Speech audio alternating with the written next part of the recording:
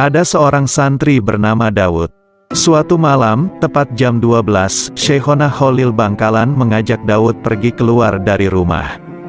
Ketika sampai di suatu tempat, Daud kaget karena Syekhona Khalil bertemu dengan seseorang yang berpenampilan sederhana. Orang itu memanggil Syekhona Khalil dan mengucapkan salam kepada beliau. Syekhona Khalil langsung menjawab salamnya, kemudian keduanya saling berpelukan.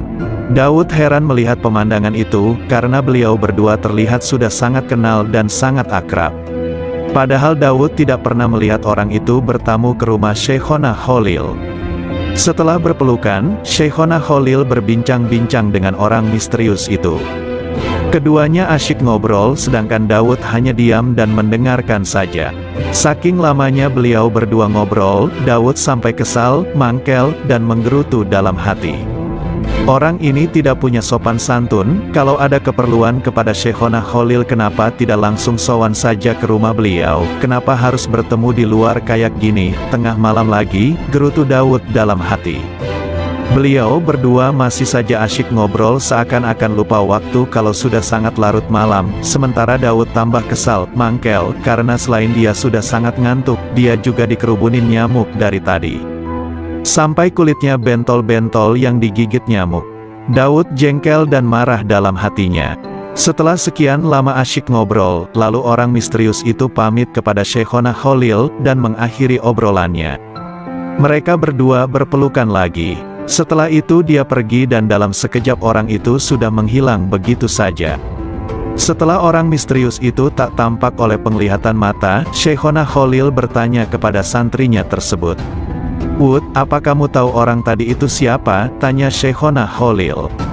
"Tidak tahu Kiai," jawab Daud dengan penuh taksim. "Beliau adalah Nabiullah Khidir.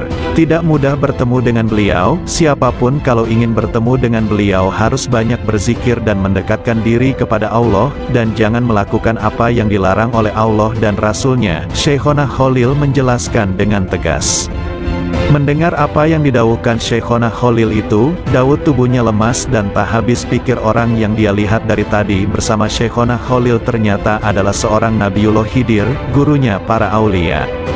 Kenapa Kiai tidak ngasih tahu dari tadi, kalau beliau itu Nabiullah Khidir? Daud balik bertanya sambil sedikit protes. Makanya, Daud kalau mendampingi kiainya itu harus ikhlas dan sabar, jawab Syekhona Khalil seolah tahu yang ada dalam hati Daud. Daud akhirnya menyesal, bahkan sangat menyesal, karena telah berburuk sangka dan menggerutu menganggap orang itu tidak punya sopan santun. Itulah karomah Syekhona Khalil Bangkalan, begitu akrab dengan Nabiullah Khidir.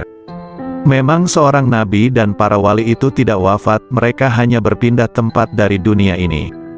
Beliau kapan saja bisa bertemu bahkan dengan Nabi Muhammad dan para nabi yang lain.